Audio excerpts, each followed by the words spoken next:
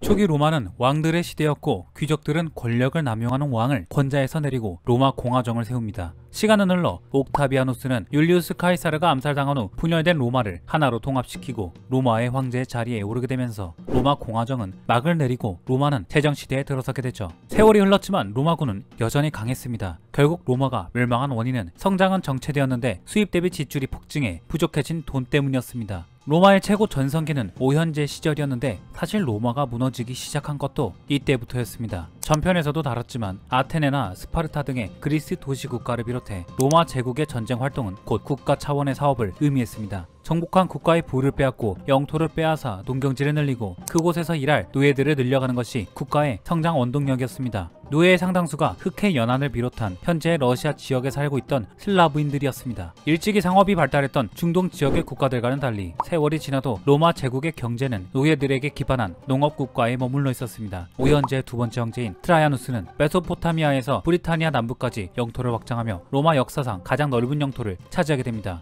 문제는 이후에 더 이상의 영토 확장이 이뤄지지 않았다는 점이에요. 영토 확장의 중단은 귀족들에게 나눠줄 영토가 더 이상 남아있지 않으며 노동력으로 사용할 전쟁 노예의 공급이 끊기는 것을 의미했습니다. 대농장인 라티푼디움 운영이 어려워져 농업이 쇠퇴하기 시작했습니다. 오현제의 마지막 황제인 마르쿠스 아우렐리우스 사후 3세기에 접어들자 로마의 평화는 흔들리기 시작합니다. 정치적으로 매우 불안정한 상태가 오랜 기간 지속되었고 군대 유지비 때문에 만성 재정난에 시달렸기 때문인데요. 막대한 국방비의 원인은 바로 사산조 페르시아의 존재 때문이었는데요. 게르만족 계열의 수많은 북방의 야만족들이 라인강이나 도나우강을 넘어 로마의 국경을 위협했는데 이때까지도 맘만 먹었으면 병력을 집중해 충분히 소탕할 수 있었을 만큼 로마군은 강했습니다. 문제는 야만족들이 아니라 동방의 대제국을 건설한 사산조 페르시아였습니다. 야만족들과는 달리 그들은 부유했고 군대도 강력했습니다. 그런 페르시아를 정복하려고 병력을 집중하면 북방의 야만족들이 쳐들어와 본토가 위협을 받게 되고 반대로 야만족들을 공격해봤자 주머니 털어 먼지밖에 안 나왔기 때문에 도시 방어 위주의 병력을 편성할 수밖에 없는 상황이었습니다. 아이러니하게도 광대한 영토 확장은 방어 유지비 증가라는 부메랑이 되어 돌아오게 됩니다. 게다가 네로 황제 시절 금화와 은하의 순도를 각각 4%, 10%씩 낮추는 바람에 화폐 가치가 떨어져 물가가 상승하기 시작했고 이 때문에 병사들과 귀족들의 봉급도 같이 오르는 바람에 로마의 재정은 더욱 악화되게 됩니다. 게다가 중국과의 무역 적자로 부족 현상이 날로 커져가고 있었죠. 로마의 인플레이션에 따른 물가 상승은 날로 심각해집니다. 그런데 1세기 무렵부터 부족 현상과 지속적인 인플레이션을 겪었음에도 어떻게 해서 로마 제국은 야만족들과 페르시아의 침략을 동시에 막아낼 만큼 강력한 군대를 유지할 수 있었을까요? 그건 바로 은 함유량을 줄여 같은 양의 은으로 더 많은 은화를 찍어냈던 네로 황제의 꼼수 덕분이었어요. 트라야누스 황제 때는 은화의 함유량이 95%에서 85%로 줄었고 마르쿠스 아우렐리우스 황제는 75%, 콤모두스 황제에 이르러서는 67%에서 70%까지 줄어들게 됩니다. 놀랍게도 이는 팍스 로마나라고 불리는 로마의 최전성기 때에 일어난 일입니다. 더 큰 문제는 콤모두스 황제의 죽음 이후에 벌어집니다. 마르쿠스 아우렐리우스 황제의 후임이자 폭군이었던 콤모두스 황제는 정신질환을 앓았고 유흥에 빠져 나라 운영에는 관심이 없었습니다. 결국 귀족들에 의해 암살당하고 마는데요. 이 사건은 세베루스 왕조가 끝이 나고 3세기의 위기라고 불리는 로마의 혼란기를 몰고 옵니다. 3세기의 위기는 게르만족과 사산조 페르시아의 침략이 심했던 때를 포함해 거의 반세기 동안 로마의 장군들이 재위를 주장하며 서로 죽고 죽이는 내전을 일으켰고 1, 2년 단위로 황제들이 교체된 시기인 군인 황제 시대를 말합니다. 이 시기 동안 로마 제국은 극도의 정치적 혼란과 경기 침체를 겪게 됩니다. 다시 한번 말하지만 로마군은 강했습니다. 카라칼라 황제는 북방의 야만족들을 크게 무찔렀고 세베루스 알렉산드르 황제는 수십만의 페르시아군을 막아냅니다. 군인 황제 시대에 시작을 열었던 막시미누스 트락스 황제는 야만족들의 영토까지 쳐들어가 크게 이기기도 했습니다. 하지만 위기도 많았죠. 발레리아누스 황제가 페르시아의 함정에 빠져 포로가 되었고 이 영향으로 로마 제국은 로마 제국, 갈리아 제국, 팔미라 왕국 등 세 나라로 분열되기도 했습니다. 아우렐리우스 황제는 분열된 제국을 하나로 통일시켰고 대부분의 전투에서 승리하며 외부의 침략으로부터 로마 제국을 지켜냈습니다. 게다가 카루스 황제는 사산조 페르시아의 수도 크테시폰까지 점령합니다. 근데 골치 아픈 건 아무리 전투에서 승리해도 전쟁에서 승리할 수는 없었다는 거예요. 카루스 황제는 페르시아의 수도를 점령하고도 북방 야만족들이 쳐들어온다는 소식에 병력을 서쪽 끝에서 동쪽으로 돌려야 했습니다. 반대의 경우도 마찬가지였고 이러한 구도는 도저히 해결할 수 없는 로마의 근본적인 딜레마였습니다. 승리해도 얻는 것이 없었고 남는 건 텅 비어버린 통장 잔고뿐이었죠. 군인 황제들이 싸움은 잘했지만 평균 1-2년의 짧은 통치 기간 탓에 나라 운영은 뒷전일 수밖에 없었어요. 군대 유지비를 또다시 화폐 조작으로 메울 수밖에 없었습니다. 전쟁 자금 조달을 위해 카라칼라 황제는 은 함유량을 50%까지 줄였고 세베루스 알렉산드르 황제는 25%, 3세기 위기의 최절정기인 발레리아누스 황제 때는 무려 5%까지 줄어들었습니다. 이쯤 되면 은하라고 부르기도 민망한 상황까지 오게 됩니다. 아우렐리아누스 황제가 즉위할 즈음에는 은의 함유량이 3.5%에서 4%에 불과했습니다. 이때 데나리우스 은하는 동화나 다름이 없어서 아우렐리아누스 황제는 당시까지도 유통되던 세스테르티우스 동화의 발행을 중단해 버리기에 이릅니다. 물가 상승에 따른 인플레이션 현상은 걷잡을 수 없이 악화되어 갑니다. 군인 황제 시절에 은화의 평가 절하가 심각했던 또 다른 이유는 군인 황제들의 빈약한 지지 기반 때문이었습니다. 1-2년마다 황제가 교체되는 상황이니 자신을 따라 쿠데타를 일으킨 병사들의 지지를 유지해야 했습니다. 이들이 뒤통수 치는 것을 막기 위해 막대한 양의 임금 인상과 보너스를 지급할 수밖에 없었죠. 자금 확보를 위해 세금을 인상하기라도 하면 자칫 반란이 일어날 수 있으니 세율을 올리는 건 현명한 방법이 아니었습니다. 결국 짧은 재위 기간 동안 생각해낼 수 있는 방법은 은의 함유량을 줄여 은화를 많이 찍어내는 것이었죠. 당장에는 은화의 유통량이 늘어나 눈앞에 닥친 재정 문제는 해결된 것처럼 보이지만 그 다음에 은화를 세금으로 회수할 땐 그 질 낮은 은화를 받아야 했습니다. 인플레이션으로 인한 지속적인 물가 상승으로 인해 지출은 점점 커지니 발행 규모를 늘리기 위해 더욱더 질 낮은 은화를 발행해야 했고 그러면 다시 인플레이션으로 연결되게 됩니다. 게다가 잦은 전투로 인해 납세의 의무가 있던 병사로 징집된 시민들의 사망률 증가는 그만큼의 세수의 감소를 의미했습니다. 그리고 줄어든 병력을 다시 채우기 위해 세금 납부하던 시민들을 새롭게 징집해 봉급을 주어야 하는 악순환이 반복되어 은의 함유량을 줄여서라도 돈을 찍어낼 수밖에 없었어요. 은하의 은 함유량이 적은 것을 눈치채기 시작한 부유한 로마인들이 은의 함유량이 높은 데나리우스 은화를 사용하지 않고 집에 숨겨두기 시작하는 장롱 예금 현상이 심화됩니다.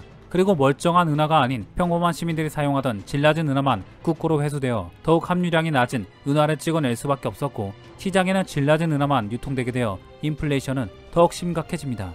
외국인들까지 데나리우스 은화를 화폐로 인정하지 않는 지경에 이르죠. 로마 제국의 은화의 신용도가 땅에 떨어지게 된 것입니다. 로마인들은 과거 시절처럼 화폐 거래를 중단하고 물물 거래를 하기 시작합니다. 3세기 말 로마는 제국의 효과적인 운영과 방어를 위해 군경지책으로 사두 정치체제로 운영됩니다. 이 체제의 기획자는 디오클레티아누스 황제입니다. 그는 제국을 동서로 나누어 자신은 동방을, 자신의 충복이었던 막시미아누스에게 서방의 통치를 맡겨 두 명의 정제가 로마를 다스리도록 했고 각각의 정제는 부제를 두어 관할 지역을 분담하도록 했습니다. 그리고 로마를 안정시키기 위한 일련의 개혁을 진행하는데요. 오랫동안 로마의 기축통화였던 데나리우스 은하는 그의 손에 의해 역사에서 사라지게 됩니다. 이미 신용회복이 불가능한 수준이었던 데나리우스 은화를 대신해 100% 순은의 아르겐티우스 은화를 새롭게 주조해 물가를 안정시키고자 했습니다. 문제는 여전히 사람들이 정부가 발행하는 은화를 신뢰하지 않았다는 겁니다. 아르겐티우스 은화는 발행하자마자 이득을 챙기려는 사람들에 의해 장롱 예금으로 변질되었고 시장에는 전과 같이 은 함유량이 적은 질 낮은 은화만이 남아있게 됩니다. 디오클레티아누스 황제는 이를 해결하기 위한 방안으로 세계 최초로 최고 가격령을 시행합니다. 모든 상품과 용역의 거래에 최고 가격의 상한을 정하고 이를 어기는 상인들은 사형시킨다고 선포합니다. 상인들은 이에 대한 반발로 가게 문을 닫아버리는 등 사회는 더욱 혼란에 빠집니다. 그는 혼란기에 재위에 오른 황제였기 때문에 어쩔 수 없이 자리 보전을 위해 병사들의 봉급을 올려줘야 했고 시민들의 지지를 받기 위해 수많은 공공사업에 투자할 돈을 마련하기 위해 질 낮은 금화와 은화를 발행할 수밖에 없었습니다. 일련의 경제 개혁에도 불구하고 경제 혼란은 계속되어 병사들의 급여는 은화가 아닌 소금으로 지급했고 세금도 은화가 아니라 물납으로 바뀌게 됩니다. 군인 황제 시대를 종식시켜 좋은 평가를 받기도 하지만 그 역시도 로마 제국의 경제 위기 앞에서 자유롭지 못했습니다. 이 시기가 중요한 역사의 분기점이 된 이유는 중세 유럽을 지배했던 봉건제도가 이때부터 발달하기 시작했다는 건데요. 화폐 제도의 문란은 로마의 경제체제의 성격을 바꾸어 시장은 쇠퇴하고 물납 조세로 인해 화폐가 돌지 않게 되어 결국 로마 사회는 자급자족으로 운영되는 장원제 사회로 변하고 맙니다.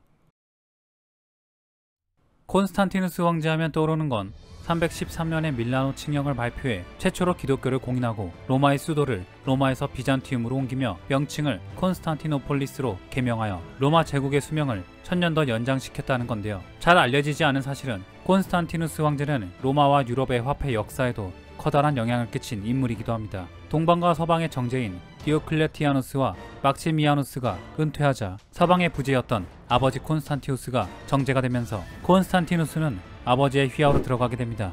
그러다가 부자가 함께 떠난 브리타니아 원정에서 콘스탄티우스가 병사하자 원정군 병사들은 아들인 콘스탄티누스가 정제가 되어야 한다고 입을 모았지만 동방 정제로 임명된 갈레리우스는 세베루스를 서방 정제로 임명하고 콘스탄티누스는 부제에 임명합니다. 자기가 정제로 선출되지 못해 불만을 품은 전 동방 정제 막시미아누스의 아들 막센티우스가 반란을 일으킵니다. 갈레리우스가 반란 진압에 실패하자 그를 대신해 막센티우스를 처단한 콘스탄티누스는 서방의 정제 자리를 차지합니다. 한편 동방 정제 자리를 놓고 막시미누스 다이아와 벌인 경쟁에서 이긴 리키니우스는 콘스탄티누스의 동생 콘스탄티아와 결혼하여 동맹도 맺고 밀라노 칙령도 함께 발표할 만큼 사이좋게 지냈지만 결국 로마 제국의 패권을 놓고 충돌하게 됩니다. 여기서 승리한 콘스탄티누스는 로마 제국의 유일한 1인자의 자리에 오르죠. 4세기 무렵은 로마에게 더더욱 힘든 시기였습니다. 3세기 무렵만 해도 외부 침략을 비교적 쉽게 막아냈지만 4세기에 들어서면서 수만 명의 병력을 유지하는 데에도 애를 먹게 됩니다. 게르만 민족 대이동이 이 시기에 일어났고 게다가 지속적인 인플레이션으로 경제는 파탄 직전에 있었죠. 콘스탄티누스 대제가 수십 년간의 내전을 종식시키고 이에 대한 해결책으로 내놓은 것이 근본이제로의 변환이었습니다.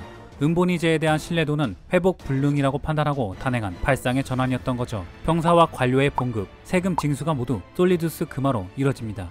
로마의 경제는 조금씩 살아나기 시작해요. 은화는 몰라도 금화는 평가절하된 적이 없으니 사람들이 믿기 시작하면서 솔리두스 금화는 순식간에 로마 곳곳에 퍼져나가게 됩니다.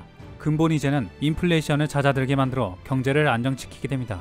그리고 이후 로마의 동방과 서방의 운명은 완전히 갈리게 됩니다. 콘스탄티누스가 제국의 수도를 비잔티움으로 옮긴 뒤 제국의 모든 권력과 부, 문화 등의 중심이 동방으로 직결되게 되어 서방은 쇠락의 길을 걷기 시작하게 된 것이죠. 힘이 약해진 로마 제국은 게르만인들의 침략에 극심했던 서방까지 신경 쓸 여력이 없었던 겁니다.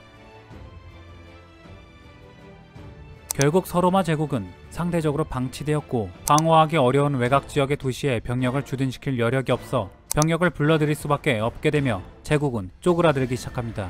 하이퍼 인플레이션 때문에 도시에 살던 로마인들은 농촌으로 내려갔고 그들은 대농장 소유주에게 예속되어 농노가 되었습니다. 이 때문에 서로마 제국의 멸망은 유럽 역사가 고대에서 대부분의 농민들이 농노 신분으로 전락한 중세로 넘어가는 분기점이 되죠.